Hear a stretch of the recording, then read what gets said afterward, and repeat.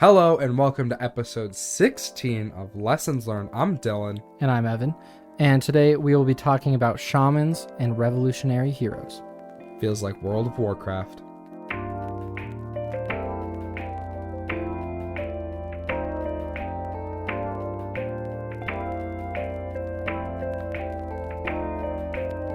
So, I'll change my reference from World of Warcraft to Lord of the Rings. Are there shamans in Lord of the Rings?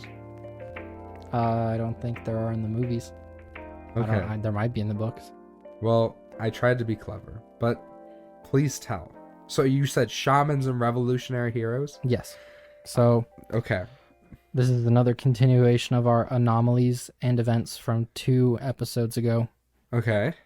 Oh, yeah. So last time we talked about the strange idea. Mm-hmm. The one 2 times before that, or no, the one before that one, we talked about the strange and the stranger. Yep. Now we're talking about his 4th and final sort of anomaly, which is the revolutionary hero. Ooh. So let's get started. Okay. He says the archetypal revolutionary hero therefore faces the anger and rejection of his peers, as well as the terrors of the absolutely unknown. He is nonetheless the best friend of the state. So, for a little bit of context to understand that, the revolutionary hero is someone that goes out into the unknown beyond the bounds of the known and of structure and of order. Mm-hmm. And then they come back into order with this new experience of chaos, and they introduce like brand new ideas that will probably in some aspects destroy the old order. Right. And it's supposed to be for the benefit. Hmm. So, doing something like that and threatening the order that we have obviously would bring upon anger and rejection from peers. But Jordan says he is the best friend of the state because his actions are necessary for the survival of the state. Because the state had to adapt, and so the revolutionary hero came up with something revolutionary, and the people that are part of that culture or order or structure or whatever are not a fan of completely revamping things.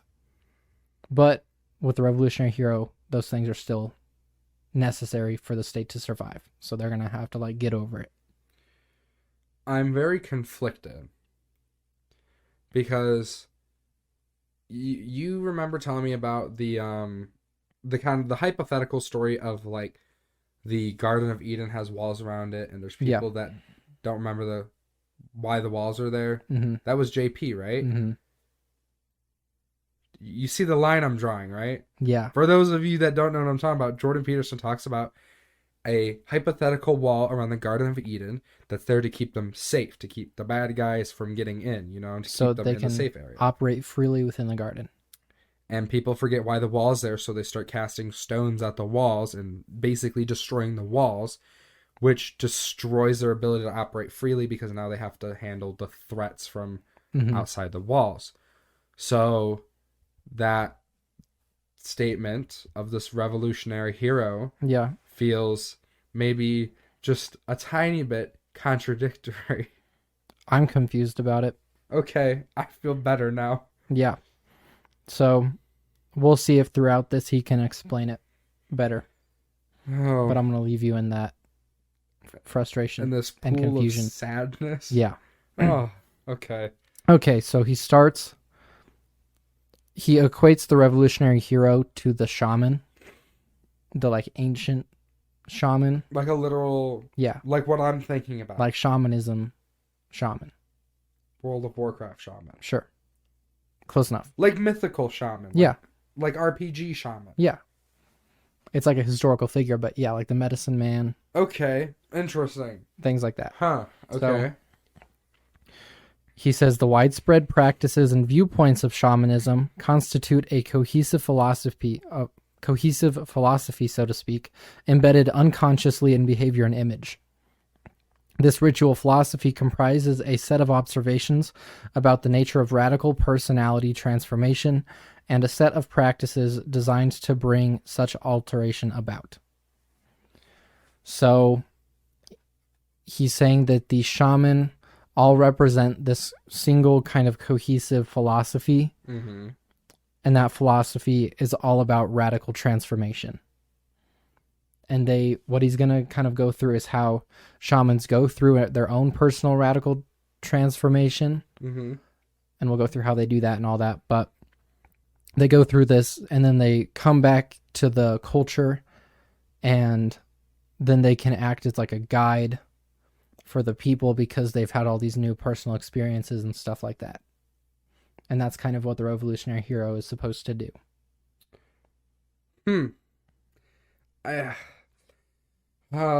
It works in some situations, and then in others it just doesn't. Yeah. So you know what I mean? Yeah, I agree.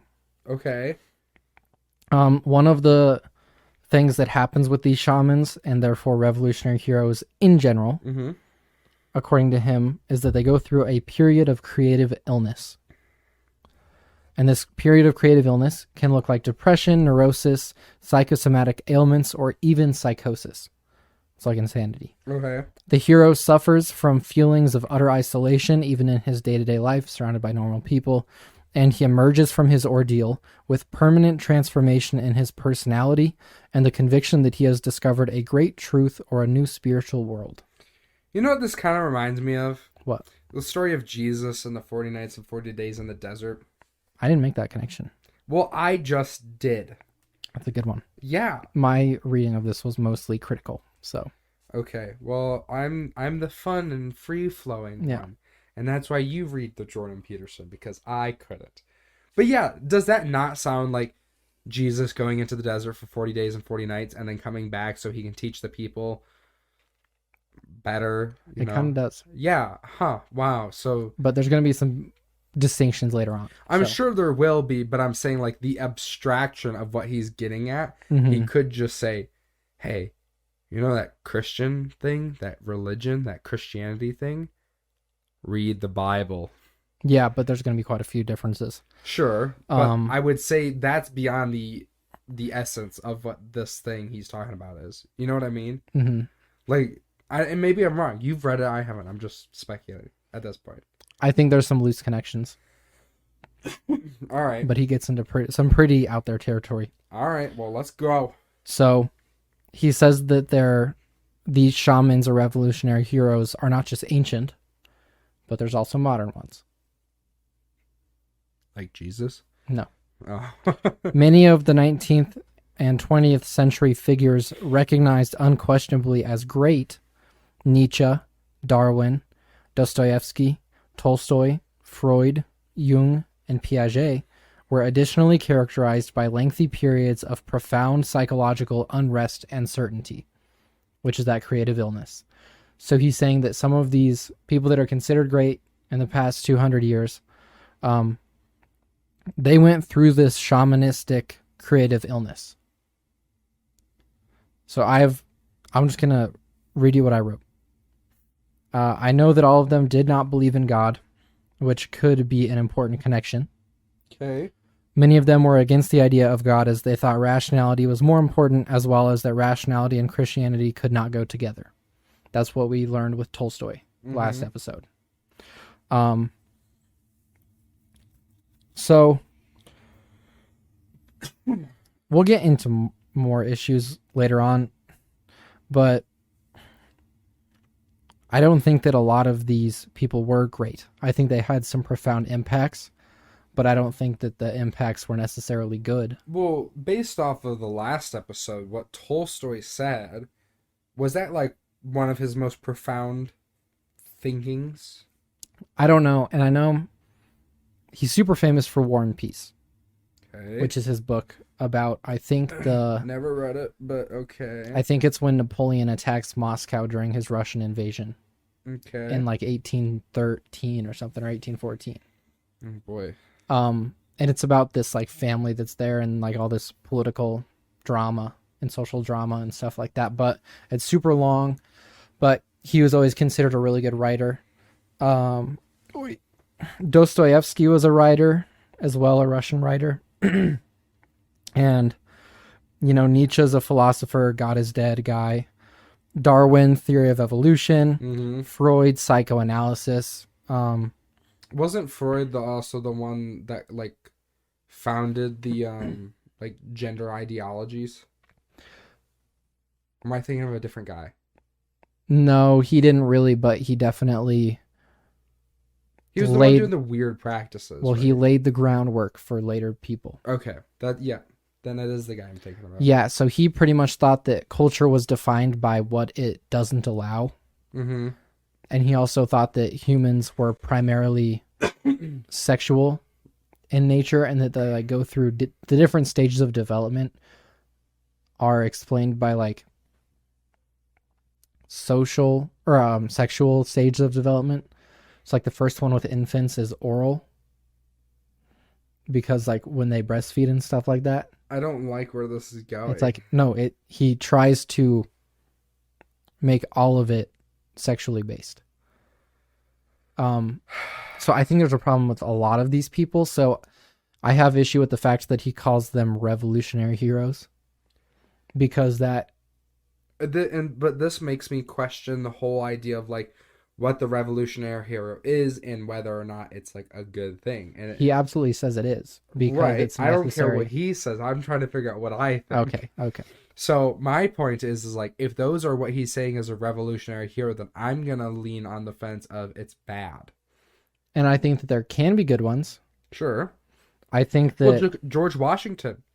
I know that's literal because he was the leader of the Revolutionary War. You could say he was a revolutionary hero. Mhm. But that's a great one because he brought people into a free world. I mean, arguably as God intended, with free will and freedoms that we're actually born with. And I know that's kind of the foundation of our country is like this idea of like freedom and free will and all these things that we're born with. It's not an earned thing. I would say that's a great revolutionary hero. He took people away from being in a monarchy with no rights except for those given to them by one person from one line of family to actually having the rights we're actually born with. Yeah, I think it's also interesting that he emphasizes how it's like a good thing, I guess, that, or it's at least important that they went through these periods of psychological unrest, and that's a redeeming fact and not something that might lead to some skepticism. Yeah, I'm already led to some skepticism. Yeah, so I'll kind of continue with my issues here with this next quote. Okay. He says, those who undergo a second initiation, which that doesn't matter for what we're talking about, suffer more deeply and profoundly from life than their peers. They are, in Jung's phrase, the most complex and differentiated minds of their age. And that's talking about like the people that I just quote or talked about in the last quote. To me, this sounds very prideful. Like they're thinking that because they've been through hard stuff, they know more than other people. Oh, that really drives me up a wall. And I said, as Christians, two of the most important things that we practice are gratefulness and humbleness. And I think that those keep us away from the pride that helped these people. Yeah. So, I don't know. I think that at some point they're probably guided by their pride. I would have to agree. I don't think that just because you go through a hardship doesn't mean you're better in any way, shape, or form. Arguably, you could be worse. Yeah. And it's awful. It's tragic. But you know, hardships do make you. They make your character, they make your beliefs, they do a lot of things for you. But at the same time, you can't deny that there's a level of true tragedy that comes from a hardship. Like, I've been through hardships, and I can tell you that it makes some things hard for me. Like, it's actually like a level of burden. Yeah. And granted, it is what you make of it. And what I'm going to do with those experiences is, teach my kids and have them learn from it so they don't make those mistakes, etc. But that doesn't make me better. If anything, it makes me worse. Yeah. And it is a tragic thing, and it is kind of sad to think about. And I think ultimately it boils down to what you make of it. But by no means am I better because of an unfortunate circumstance. And I mean, you can learn from an unfortunate circumstance. Absolutely. But yeah, you're not better than other people who repercussions. haven't suffered. No, I mean, like, if you cut your arm open and you get a scar, like, that's a weaker part of your skin. Mm-hmm. You learned, and your body healed. Yeah. But that's like a literal weaker part. And that's something else that I took issue with, was the idea that because these guys had like internal personal conflicts, that then they know more about the world itself. No, that doesn't even make sense. I didn't really think so. And I mean, I don't know. It kind of relies on the idea of like almost revelation, which a lot of them wouldn't like, because revelation is where you're getting something out of nothing, basically. Yeah. So like you go and have this experience and then you know more than you knew before. Mm-hmm. That's what revelation is. Is that like a godly thing? Yeah, I mean, divine revelation is something that's. But is there a difference between like revelation and divine revelation, or are those kind of just hand in hand? I mean, revelation is just not arriving to something through rationality. Right. Okay. So that's what I thought. So wait, why wouldn't they like revelation then? Because they believe in like the hardship to get there. And maybe some of them do, but like Jung had his collective unconscious idea, and he thought that there was information and stuff that's kind of stored in this unconscious narrative that progresses through human history, and that can just come up, and maybe that's where he thought revelation came from. Okay, I get what you're saying. But I don't know. I just think it seems a bit prideful to assume that. Yeah. I don't feel like it's genuine. Like, that just doesn't make sense. And I mean, you can definitely convince yourself of it, and it can feel genuine, but either way. Yeah, but looking at it from an outside perspective, I'd say it's disingenuous. Right. And so I almost took this quote out because I wasn't sure if I understood it in a different way the next time I read it, but I'll leave it in and we'll see. Okay. The shamanic process of transformation, which is this, the thing we talked about, like with the creative illness and stuff, and I'll detail it more in depth next. But the shamanic process of transformation appears as the means by which cognitive systems are updated when necessary. So by going through this creative illness and like these hardships and stuff, you're updating your cognitive processes in a way that'll help you later.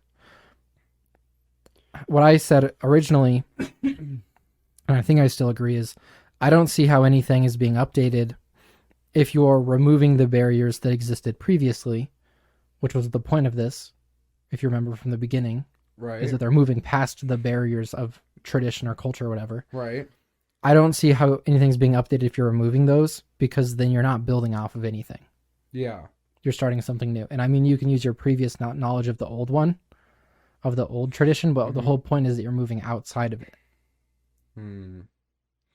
Yeah, I mean, I think this starts getting into like the conversation of like why we can't just blend things together. Like, we can't just blend cultures together, and we can't just like blend religions together, because like these set standards that we have in our religion and in our culture are the reason that those things are appealing or unappealing, depending per the person. I mean, like, if you are interested in becoming Christian and you join Christianity and you go to your church and you're like, well, I grew up like a Buddhist, and you start trying to change all these Christian values to match more Buddhism, you're shifting this foundational idea of Christianity that you were attracted to begin with. And I know that's a little different than like the revolutionary here leaving, coming back, but you can say the same thing. A Christian leaves and joins Buddhism and learns all about Buddhism, and then comes back to the Christian values and goes, let's change it because this is what I learned. Well, wait, but that's not what this is. This is different. You're looking at a new thing. That's its own separate entity that it's on you to figure out now. And that's what he talks about later about, I'll just bring up the quote now, I guess. Yeah, go for it. He says, creative individuals destroy old values and threaten with chaos, but they also bear light in the promise of better things. Is that all creative individuals? One, no, it's not. Okay. And two, I think that a creative individual can be creative and add to values without having to destroy old ones. I would agree. Yeah. So, and I mean, that's what I said. I said I feel like creative people can easily work in conjunction with and improve upon old values without destroying them if they choose. Mm-hmm. And also, if he's talking about people like Freud and Darwin, Mm-hmm. I don't think that they bear any sort of light or promise. No. Because No all shot. that led to is nihilism. Yeah, exactly. And like it so beyond like leaving and coming back and trying to change the thing that you just left, Mm-hmm. like beyond looking at it like that, I feel like he's taking a lot of just extreme stances. Mm. And not that he hasn't been saying things with confidence or anything. I just feel like he's really walking down this like extreme path. Mm-hmm. You know what I mean? Like he's saying things not with confidence, but with just bold statements. And this is just how it is. And it's like, but it doesn't like beyond 5 seconds of thinking about it, which doesn't make sense because this is like, what, 30 years of research? Mm-hmm. So like, there's got to be something. Well, I guess there doesn't have to be something, but I think there's got to be some huge presupposition he's made that is just immediately undermined by, at least by us, of faith, you know? I'm guessing that's it. Yeah. Because we have different assumptions. Because as an evolutionist, obviously Darwin is good. Boo. You know what I mean? Yeah. So I think that's where it comes from. But we'll just keep going and see if things change. So, And if they don't, we'll cry. right. So yeah, I'll give you some more about the shaman. He talks about this path that the shaman goes through in order to become a shaman, pretty much. Okay. Going from like an apprentice into an actual shaman. Okay. So he says, and this is just mostly paraphrasing, I'm quoting here and there, but the shaman might visit the sky, which is where he converses with the supernatural beings and mythical heroes, or he will go into the realm of dead, such as by going to sleep like next to a graveyard or something. Wherever he goes, he meets with spirits, heroes of the mythical times, and souls of the dead. And in a certain sense, they all instruct him in the secrets of the medicine man's profession. Naturally, the training proper is concluded under the direction of the old masters. So do you track with all of that? That's what that path looks like? Yeah, pretty much, yeah. Okay, so knowing that, then here's where that's important. He says the shaman therefore serves his society as active intermediary with the unknown, as a conduit, so to speak, through which the unknown speaks to man, as the agent through which the information which compels adaptive change flows.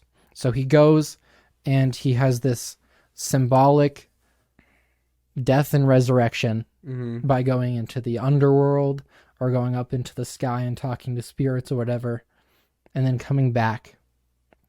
And then he's this guy that knows more than he did before. He understands the unknown better because he went and left the barriers that he's currently in to go experience chaos. So now he can be this thing that helps change happen and helps people understand the unknown because he experienced it without barriers. You know what's really interesting? And maybe this is just because like this is just how they're portrayed in movies, but the shamans, the medicine men, in all the movies that I've seen with shamans are very keen on tradition. And it's because they're going back and looking at these old spirits and stuff, I think. But if he's comparing a shaman to the revolutionary hero and using them interchangeably, right, then I feel like it would imply that the shaman comes back rejecting the tradition.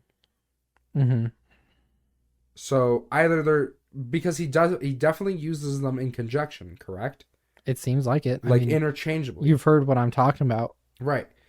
How so even the new revolutionary heroes are going and experiencing this thing. Right. Beyond the barriers of their time. But then he just talked about how the shaman goes into chaos, but he experiences the tradition within the chaos.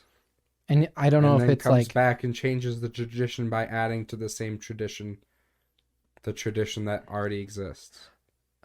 and I don't know if it's just that process is introducing him to chaos so he understands it differently. But then at that point, everybody experiences chaos. Here, let me get more of that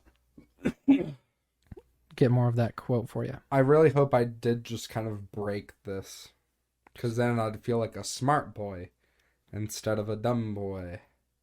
Because sometimes when you read these things, I stop listening, to be honest, because I know you're gonna like dumb it down, and I know it's mostly for me. Sometimes I read these a couple times, so. Yeah, but like ultimately you still read it. But Mm-hmm.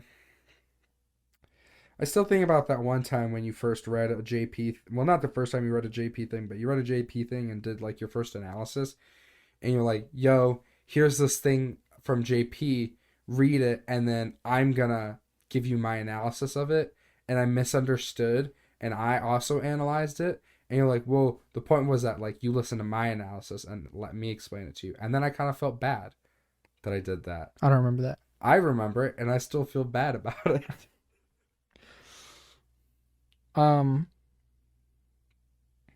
Did you find it? Maybe. I mean, it just says it's talking about going into the sky Mm-hmm.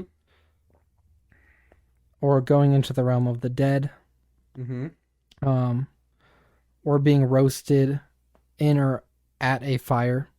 I don't think they actually are, but like they're close to fire or something like that. Right. And, you know, finally they're resuscitated by the same supernatural beings who had killed them, and they're now a man of power. During and after this, they meet with the spirits, which I already talked about. In short, the candidate becomes a medicine man through a ritual of initiatory death, followed by a resurrection to a new and superhuman condition.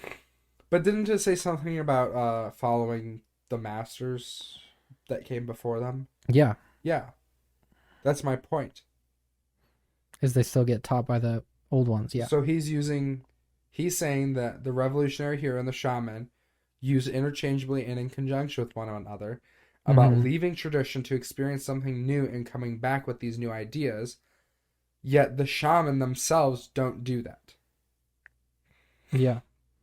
They leave and they experience chaos, but they come back to the same tradition, and it's proven when he says that they're taught and learn the same things and by the masters that came before them. That's tradition. Mm-hmm. Yeah. So either the revolutionary hero. I think I figured it out. Pray tell. So he says the shaman's success at completing the journey from Earth to the domain of the gods, which is what he's doing when he's going and dying or whatever, allows him to serve the role of psychopomp, intermediary between man and God, to aid the members of his community in adjusting to what remains outside of conditional adaptation when such adaptation fails. So supposedly he's going to this place and talking to these people that do know like what's in the unknown. That understand the chaos. So now he understands the chaos and he can help his people deal with it. But that's different than the revolutionary hero. Is it not? No, because supposedly the shaman can see the change that's needed because they understand the unknown better. But see, understanding the chaos, right? And coming back and sharing that with your people so that they can better handle the chaos is different than saying that we need to change our traditions. You know what I mean? Because the revolutionary hero is going out into chaos and coming back and saying we need to change tradition. But it sounds like the shaman's going out into chaos, learning from it, and coming back to the tradition just so they can continue better handling other chaos. Well, and he's saying that tradition. He's saying that they're supposed to be leaders. So if there's no change required, then they don't have to change it. But they also know enough to say we need to redo what we're doing right now. I don't know. It feels fishy to me. I'm not a big fan, but we'll continue. Yeah. Continue. Please do, good sir. So later he says the hero, by contrast, author and editor of history, masters the known, exceeds its bounds, and then subjects it to restructuring. Again, the heroes he listed earlier definitely did not, quote, master the known in any effectual sense. No. They might have thought they did, but to assume that any individual human could fully understand the known, I think is pretty fatally prideful. Well, not only is it prideful, it's just totally unchristian, and I would argue unrealistic in any sense. Because, and we've talked about this 2 or 3 episodes ago. Mm-hmm. I mean, you remember I brought up how, like, we all experience things different, and then, like, you see a lot of conflict because people experience the same thing differently. Mm-hmm. So then the conflict arises when, like, they don't understand why the other person sees it, and the real ultimate and only resolution of the conflict is that, well, you see things and have experienced things differently than I have, and understanding that allows me to not only forgive you, but be more patient and understanding with you. And if both parties were to do that, there wouldn't be a conflict, because you would just acknowledge that there's a difference. And then at the same time, when you acknowledge that, you have to acknowledge that none of us know the truth. The only truth we know as Christians is that Jesus died for our sins. And if we have faith and accept Jesus Christ, that is how we go to heaven. That's how we continue our faith, and that's how we continue, developing as a Christian. Yeah. But beyond that, we don't actually know anything 100% guaranteed. Yeah. It's all experiential, and then experiences shared with, our kids and our friends and our community, so that those experiences, those paths can be further carved and understood. But none of us know the literal truth. None of us are 100% right. And you can look at math and stuff and be like, well, 2 + 2 is 4. Yeah, but math is just an abstract concept we came up with. Who's to say that math is the right way? That math in of itself might not be the truth. Well, and all math does is describe patterns. Right. It just helps us understand. Like, all math did was help make this building happen, and in the rules of math. Had the rules of math not existed, you'd have to create a different set of rules to create this room in this building. Otherwise, it would fail. But that also helps us understand and see the value of rules and systems and structures that are in place. Because without a system, structure, and a rule set, this building couldn't exist. That wall has to touch that wall for it not just to go into the outside. Yeah. So that's a rule. So how do we create a structure, and what can we do to make sure that always happens? Well, and importantly, with something like math, all it is, it's pretty much just like patterns and describing the way that the world works. Yeah. That doesn't give us any sort of meaning. No. Which, as Jordan Peterson, something we agree with Jordan Peterson in this book, he demonstrates how vital meaning is to humans. Yeah. Well, without meaning, like Tolstoy, you go to nihilism, and then I would argue you just become mad because, well, what's the point? If you don't have meaning, if you don't have faith in something beyond your individual self, then, well, why? Why bother? Yeah. It's like he said, you can do stuff, but ultimately you know that it doesn't matter. Yeah. So. Yeah. So I'm very conflicted, to say the least, about. Yeah, this chapter was kind of out of nowhere. No, but like, it's weird because the other 3 things I feel like we generally agreed with. But now all of a sudden what was it? The strange, the stranger, and the strange idea. We were like, yeah, for the most part, like, yeah, that makes sense. That tracks. That makes. But now we're just kind of in this like territory of like, well, that's just like contradicting like the entire basis of like understanding. Yeah. So we'll move on to another one. All right. He says the hero detects the dragon, or at least admits to its presence before anyone else, and leads the charge. His return to the kingdom of threatened order may hardly be accompanied by praise, however, since the information he now carries, or the information that he perhaps is, will appear disruptive and destructive long before it proves redemptive.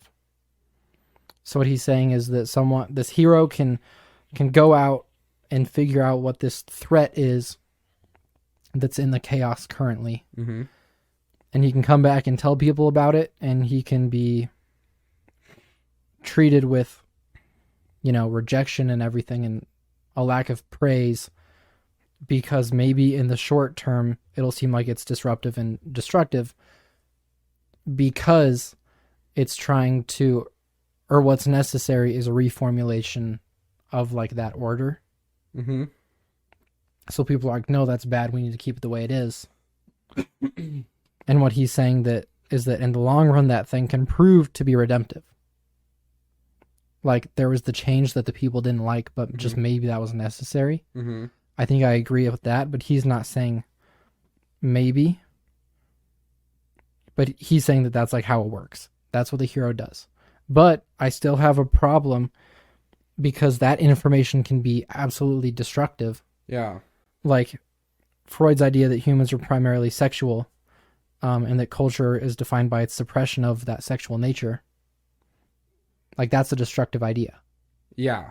And, we can think as Christians, like the epitome of that hero that we're talking about is Jesus, as you brought up earlier, because he did lead the charge and was disliked at the time. Yeah. So I think what we can see, still disliked. Right. Well, I mean, I'm talking about like the people to Sure. use his example. Mm-hmm. So I think that shows that in some cases this is true, that there can be this person that's bringing in something new that people don't like, but it's going to be good for them. But also you can't say that it's always true because sometimes the ideas are subversive and bad. I think the presupposition that's made is that new ideas... I think the presupposition is that the revolutionary hero can be anybody, but I think we need to acknowledge the importance of a noble cause. Mm-hmm. Because, like, I would say the revolutionary hero applies to somebody like George Washington, right? He went into, the tradition was a monarchy, right, under king's rule, and he left that. Granted, he didn't go back and try to change it, but he did bring people with him that came from that tradition and then introduced new ideas from that chaos, right? Mm-hmm. So I think, and then we can see the same thing with Jesus, is that like, here's the tradition, Jesus comes along and goes, no, right? So I think we can see that, but I think it's because at their core and at their in their hearts, those people had very, very noble causes. Mm-hmm. Whereas I would argue that Freud doesn't have a noble cause. He's just trying to explain things. Yeah. And I don't know, something that I haven't brought up is, where can I find it? You broke it. Oh, I passed it. You Here broke it is. it. Okay, so You broke it. he talks about these processes that the shamans and stuff can go through. Mm-hmm. And I mean, I will say at the beginning of the chapter, or this section, not the chapter, he talks about how they used to dismiss these shamans as just like insane. Really? Yeah. Okay. To me, it feels like Occam's razor. Like the simplest explanation is probably the true one. Ah. Where like either they're just are crazy. Yep. Or they are these, man, how would you summarize it? They're these figures that are unconsciously, through ritual imitation, demonstrating the importance of submitting yourself to chaos at certain times in order to revolutionarily adapt No shot. your order. Yeah. No. They're crazy. So, I mean, that's what it seems like to me. Again, they could have something else. I think it's like what you were talking about one time where you didn't think you were right, but you didn't think Jordan Peterson was right either. Yeah. Is there's probably something else going on that we don't know because we aren't there because it was thousands of years ago. Yeah, exactly. I mean, I'm going to be real. I'm sorry. I don't know where this cough came from. It's fine. I think we can see that happen a lot in like society and culture today, is like social justice warriors that are like paving the path for righteousness. Mm-hmm. And it's like either they're totally right and everything our entire society has been doing for hundreds of years is totally wrong and we're all dumb and wrong, or they're crazy. Mm. And I'm not saying they're all crazy, but the idea of, Or it's some sort of mental illness. yeah, that too. That's very possible. Because like Which all is, of these people that he's qualifying as revolutionary heroes, mm-hmm, like Nietzsche literally had a mental breakdown. right, He's saying all of them had some sort of psychological turmoil. right. And like, I mean, is craziness, is insanity not just a mental illness, a mental problem? Yeah.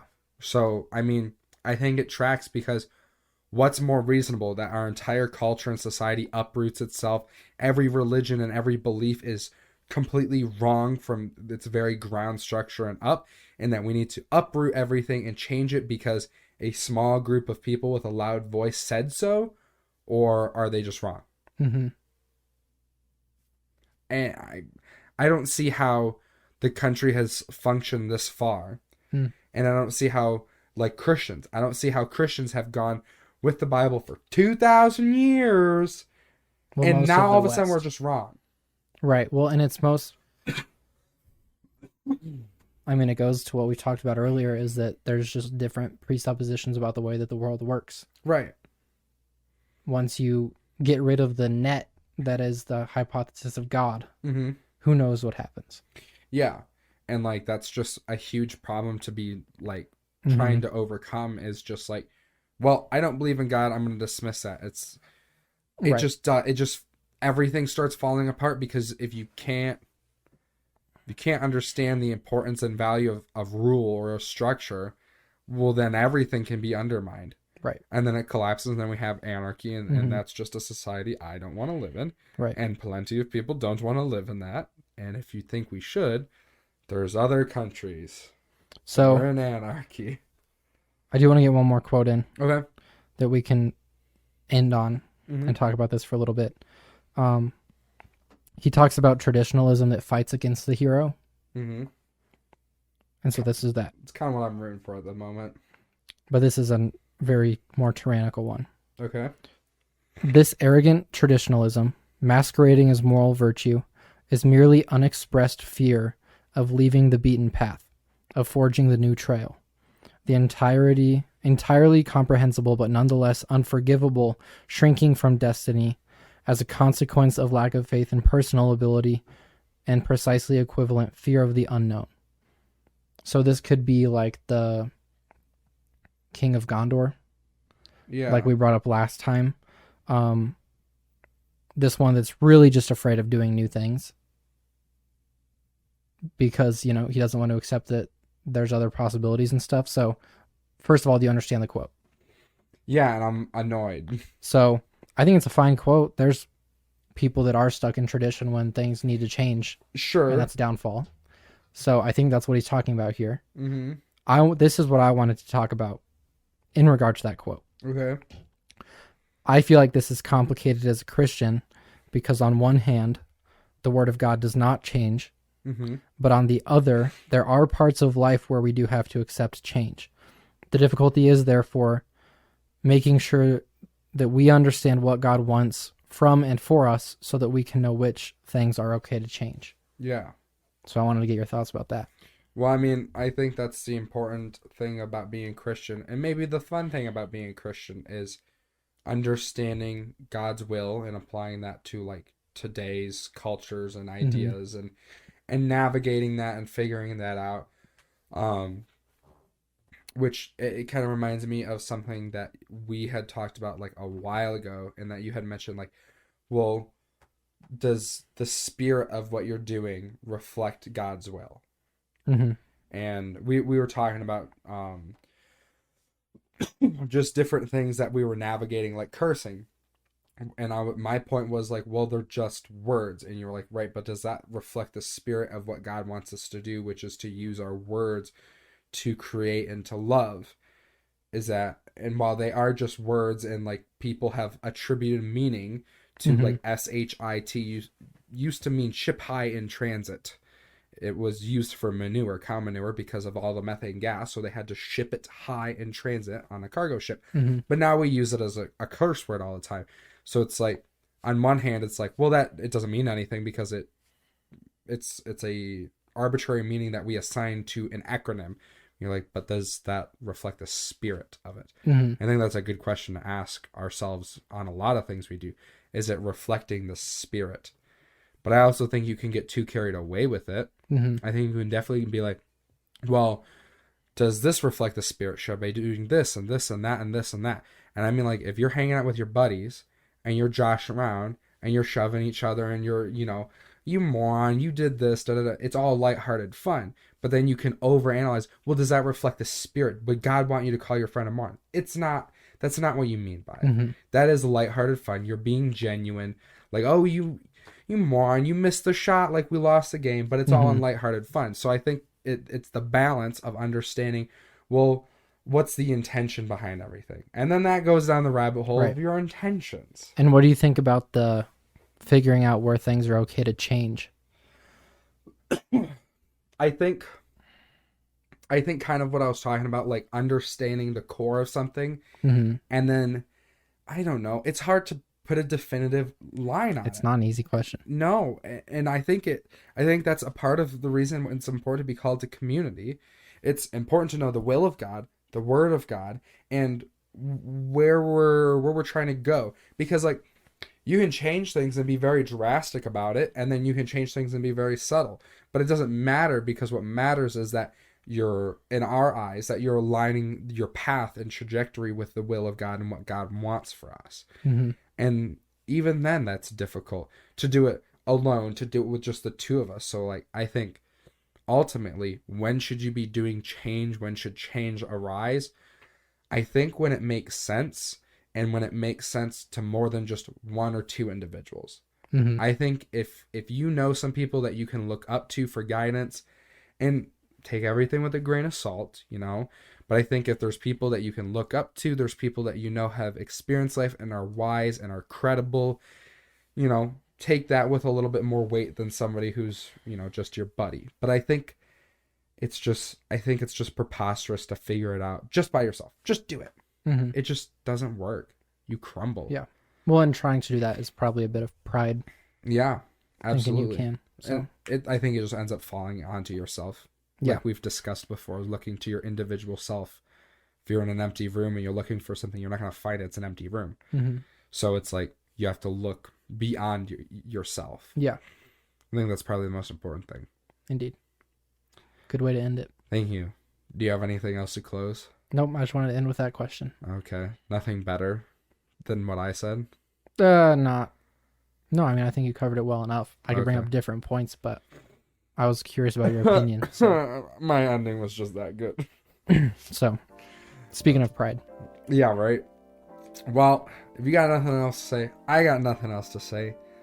Thanks for watching episode 16 of Lessons Learned. Hope you have a good week, good day, good night, whenever you're listening. I hope you got something out of this, and hope this is something to chew on and think about. That's why we kind of do this stuff. Some fun adventures of vocabulary and Jordan Peterson.